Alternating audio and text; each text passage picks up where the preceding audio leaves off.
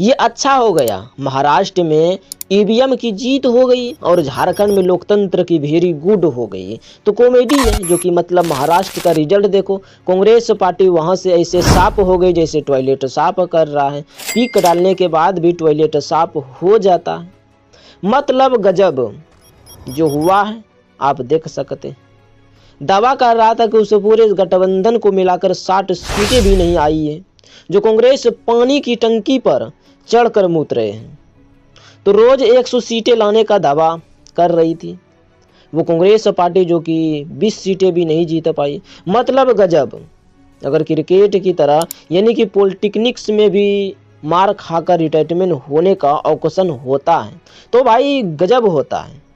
राहुल बाबा 10 जनपद वाला यानी कि बांग्ला किराए पर चढ़ाकर यानी कि अभी तो हल्का मचा रहा है और किसी आश्रम में ये सूर्य नमस्कार कर रहे होते हैं। बस मतलब एक होती ही ऐसी जैसे कि कांटे की टक्कर, फिर होता है कूड़ा मुकाबला और फिर आती है इज्जतदार, जो कि हार मगर कांग्रेस के साथ महाराष्ट्र में जो हुआ है वो देख के आप उछल पुथल होने वाले हैं, ढाका खुलने वाले हैं। तो उसे कहते हैं यानी कि चिरहन, वो है ललत, गजब बेजती, दौड़ा दौड़ा कर मारना और कम्बल कुटाई गजब, जो कि बेजती तो है ही बाबा। सच कहूँ तो मेरे को तरस आता है कि इन पर कि लोकसभा में टाइम बीजेपी पूर्ण यानी कि बहुमत से 20-30 सीटें पीछे कैसे रह गई हैं। तो ये लोग ऐसे खुश हो रहे थे जैसे कि राहुल बाबा ने यानी कि चेस वर्ल्ड कप में मैनेजमेंट किया हो, कलर्स को हरा दिया हो। मतलब 10 साल सत्ता से बाहर रहने के बाद भी कांग्रेस पार्टी अपने दम पर 100 सीटें नहीं जीत पाई। तो क्या हुआ, गजब बेइज्जती है। मगर इनके नेता जो हैं मुठियां भीज कर ऐसे यानी कि सेलिब्रेट कर रहे थे मानो कि राहुल बाबा ने घर की गैरेज में आलू से सोना बनाने वाली मशीन यानी कि मैनेजमेंट कर ली है।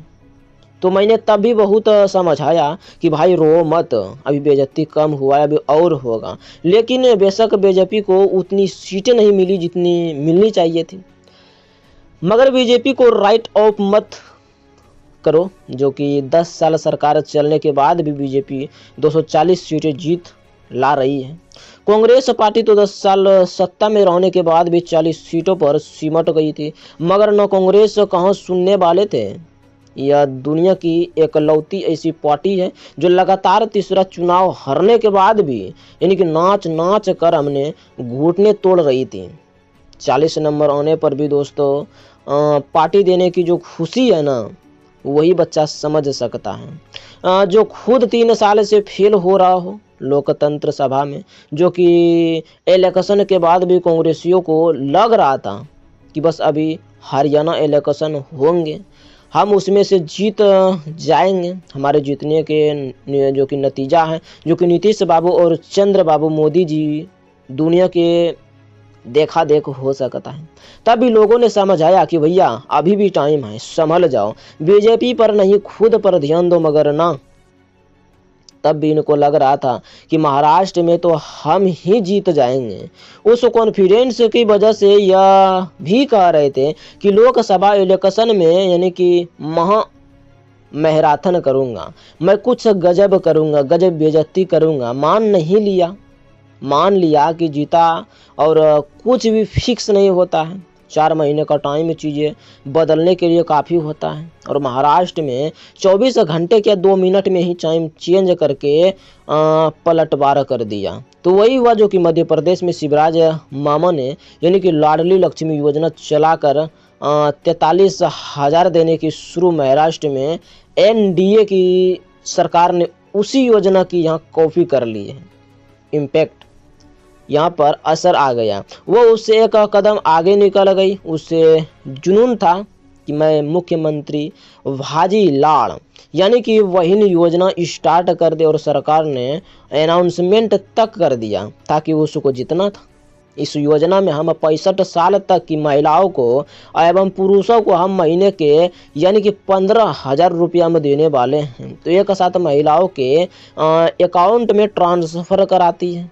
और इलेक्शन से पहले एनडीए सरकार की ये स्कीम गेम और चेंजर साबित हो गई। इन्होंने अपने यानी कि मैनिफेस्टो में से कहा कि रुको भाई, लिख दिया है कि अगर हम दोबारा सत्ता में आए हैं तो इस 1500 को बढ़ाकर महिलाओं को हर महीने इससे दोगुना या तो तिगुना हम कर सकते हैं। तो महागाड़ी ने अनाउंसमेंट कर दिया है, क्योंकि उसको जीतना है 3000 देंगे, लेकिन कि महाराष्ट्र की जनता को लगा कि कांग्रेस ने या तो कांग्रेस के 3000 का भरोसा जो नहीं है इस सरकार में से, जो कि हमें 1500 मिलना शुरू हो चुका है, तो हम ये काय को छोड़ेंगे नहीं तो खोएंगे नहीं। तो एक फैक्टर था। उसके अलावा लोगों को सबसे ज़्यादा गुस्सा उथल पुथल होने लगी, तो ठुकराने लगे। तो शिवानंद ने कहा एक बहुत बड़ा यानी कि सपोर्ट इस बात से नाराज था कि भैया हम तो आपकी पार्टी को यानी कि वाला साहब की वजह से पसंद करते थे। बाला साहेब ने सारी उस उम्र हिंदुत्व की बात की है, और आप लोग कांग्रेस से मिल गए हैं, तो वो कांग्रेस जो है लव और जिहाद के खिलाफ नहीं बोलते हैं, तो वक्त विल के नहीं खिलाफ के। तो लोग जो राम मंदिर के प्राण प्रतिष्ठा पर भी नहीं गए हैं। तो इन सब बातों से यानी कि शिवसेना का जो वोटर बड़ा नाराज था, जो सिर्फ हिंदुत्व की वजह से एक वक्त पर जो कि इस पार्टी से जुड़ा था। एक और फैक्टर जो कि बीजेपी और एनडीए जो कि फेवर था गया था, तो अटैक्ट, बट बीजेपी का जो नारा इस स्लोगन ने कहीं ना कहीं हिंदू और वोटर्स के बीच में वर्क किया गया। तो बीजेपी हिंदू वोटर को जो कि कॉन्फिडेंस था जाति से ऊपर उठाकर अपनी हिंदू आइडेंटिटी पर वोट दो, और ऐसा लगता है कि इस फैक्टर ने कम भी किया है, कमबैक किया है। तभी तो जनता ने महा और अघाड़ा मिलकर हर पार्टी का सुपड़ा साफ कर दिया हो।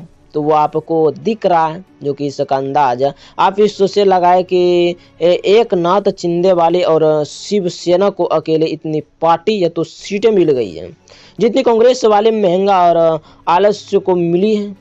अकेले कम से कम टॉयलेट साफ करना तो पड़ेगा। जब मैं ये वीडियो रिकॉर्ड कर रहा हूँ ना, तब तक ये अपडेट है कि लेकिन कि यहाँ कांग्रेस के लिए अच्छी खबर झारखंड से आई कि हाँ, जहां जेएमएस के साथ उनका यानी कि अनाउंसमेंट जीत का हुआ था, तो मगर झारखंड के बारे में एक्सपर्ट यही कहते थे कि इतना छोटा स्टेट है कि उसके रिजल्ट का नेशन या तो पॉलिटेक्निक्स पर कहीं इतना असर नहीं पड़ेगा। जिस टाइम तक ये मैं वीडियो बना रहा हूँ उस टाइम 11 बज रहा है, जो कि यूपी में बीजेपी और ज़्यादातर सीटों पर लीड कर रही है। बिहार में भी ऑलरेडी और कांग्रेस का महागठबंधन बुरी तरह से हार रहा है, जो कि 3-4 सीटें गठबंधन महागठबंधन बोल सकते हैं पास थी, वो शायद सभी सीटें बीजेपी और जेडीयू से वो हार गए हैं। वेला कहने को तो रिजल्ट महाराष्ट्र का था, मगर इस रिजल्ट से कम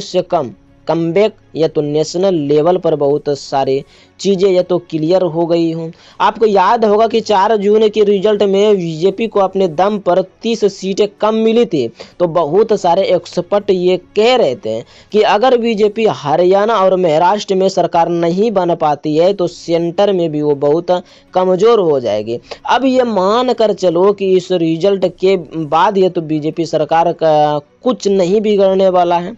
उल्टा अगले साल ये तो बिहार में जो इलेक्शन है उससे बीजेपी नीतीश बाबू के साथ अच्छे से वार गेनिंग भी कर पाएंगे। लेकिन कांग्रेस की लीडरशिप वाला इंडिया अनाउंसमेंट और कमज़ोर होगा। इस रिजल्ट के बाद अब ये भी क्लियर हो जाएगा कि असली या तो शिवसेना, अगर असली एनसीपी कौन सी है, central level, Modi government, UCC और बहुत चीज़ ऐसे एक्सपर्ट हैं जो कि टफ डिसीजन भी ले पाएगी। और लोकसभा इलेक्शन के तो बात पूछो ही मत, जो कि कुछ लोग ऐसे जो कि माहौल बना रहे थे कि मोदी की पॉपुलेशन कम हो गई है, कम से कम हो यानी कि परफेक्ट हो या तो दूर हो जाए और संगीत में कुछ ऐसा ही सुनने को मिले लेकिन क्या अब आप बोलेंगे कि रौनक भाई क्या सब कुछ बीजेपी और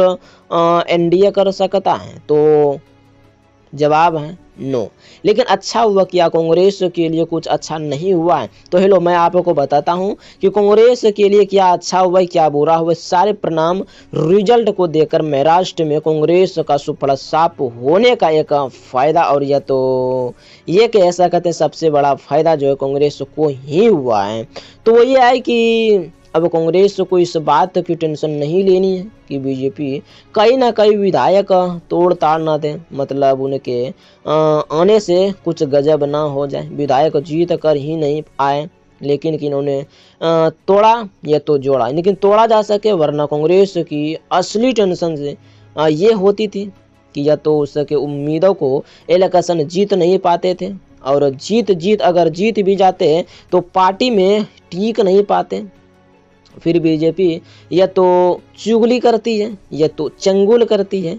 इन्होंने बचाने से कांग्रेस को रिजल्ट में तो रिपोर्ट में यानी कि एक बहुत बड़ा सुफड़ा साफ करने का निर्णय लिया, जो कि आपने विधायकों को और शादी के सीजन में अच्छे रिजल्ट भी इतने सारे महंगे मिलते हैं कि नहीं, इस रिजल्ट के बाद कांग्रेस की ये सारी टेंशन क्या हो गई, जो कि राहुल जी खत्म। इस रिजल्ट के बाद भी कांग्रेस के लिए दूसरा फायदा यह भी है कि उनकी नेताओं की सेहत या तो मेहनत के लिए ये रिजल्ट अच्छा है। आजकल क्योंकि हर दूसरी रील में अपना क्या देखते हैं, जो कि फिटनेस और फीलिंग हमें बता रहे होते हैं कि मीठा यानी कि स्वीट्स हमारी सेहत के लिए कितना खतरनाक है।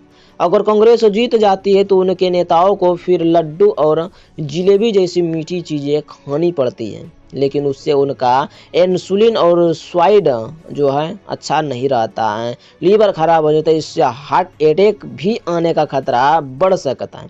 लेकिन एक सेकेंड जैसा रिजल्ट आया है, कांग्रेस का हार्ट अटैक का खतरा तो अभी ना के बराबर है, लेकिन लड्डू खाकर बीमार पड़ जाते तो पता चलता कि गजब हो गया, तो ज़्यादा बुरा होता नहीं भी होता। लेकिन हरियाणा के बाद अब महाराष्ट्र चुनाव कर या तो हारने के बाद कांग्रेस नेताओं की लाइफ में सुकून भी आ जाएगा। कैसे कैसे, या तो लोकसभा इलेक्शन में जब वो 999 सीटें जीते थे तो उनको एक झूठी उम्मीद हो गई थी कि हम तो सरकार में आ सकते हैं। इसी चक्कर में उन्होंने हरियाणा में महाराष्ट्र में बहुत जोर लगाया, लेकिन कि कुछ हुआ नहीं। अब लगातार 2 इलेक्शन हार कर कांग्रेस ने अपनी पुरानी फॉर्म फिर से यानी कि हासिल कर ली है। जून के उनके कुछ नेता थे जो कि गुब्बारा बनाकर फुला रहे थे, फूल गए थे, लेकिन महाराष्ट्र के रिजल्ट ने उस गुब्बारे में सुई मारने की काम भी किया था, लेकिन कि नहीं, सुई ने ऐसा लग रहा था कि तलवार ही घुसा दी है। लेकिन मज़ा आया, पार्टी के बड़े लीडर्स भी इस गलत फहमी में आ गए थे कि हम तो पीएम बनने वाले हैं। इसी चक्कर में यानी कि बेचारा फॉर्म टिप्स पर थोड़ा सा लगाम लगा रहा था, लगाम लग भी गया था तो वो कम हो गया था, लेकिन कि पहले यहाँ वो हर हफ्ते विदेश जाते थे और जून के बाद वो महीने सिर्फ 3 बार ही यानी कि फॉरेन ट्रिप पर जा रहे थे, जो कि स्ट्रगल देख रहे हैं, जो कि बेचारों की नहीं, हम कई मंदिर का घंटा जो कि कहीं भी आके बजा सकते हैं। तो and last but not list है, जो कि इलेक्शन हारने के सबसे बड़ा फायदा कांग्रेस को ही हुआ, जो कि अब यह 5 साल तक कम से कम राहुल जी को ही यह सुनना पड़ेगा कि महाराष्ट्र के 2 सीनियर कांग्रेस नेता और सीएम जो कि बनने के लिए लड़ रहे थे, मतलब चाहे पंजाब में यानी कि मंदिर हो या तो अमरिंदर या तो और कोई, लेकिन राजस्थान में अशोक गहलोत जो कि सचिन पायलट हो, छत्तीसगढ़ हो या तो टीएस के सिंह हो, देव और जो कि भुवनेश्वर हो, कोई भी हो, 5 साल वापस में सीएस के बनने के चक्कर में ही लड़ते रहे और गजब का यहाँ खेला दिखाते रहे। तो बेचारे राहुल बाबा को हर बार रेफरी बनना पड़ता था। अब राहुल बाबा चाहे तो अपने अंदर के यानी कि रेफरी को कुछ टाइम के लिए छुट्टियां पर भी भेज सकते हैं और चाहे तो उस रेफरी को अपने साथ छुट्टियां पर भी ले जा सकते हैं। तो नहीं, मतलब इतने सारे फायदे तो हाँ ही, लेकिन कांग्रेस को इस इलेक्शन हारने से आप क्या कहते हैं, ये तो क्या कह सकते हैं। हम सिर्फ बीजेपी के फायदे ये तो गिनाते हैं, लेकिन बाकी आपका क्या कहना है महाराष्ट्र के नतीजों पर? क्या इस रिपोर्ट में बाद मोदी पर ये तो मजबूर होंगे, ये तो राहुल का जो कि फ्रैक्चर है, क्या होगा?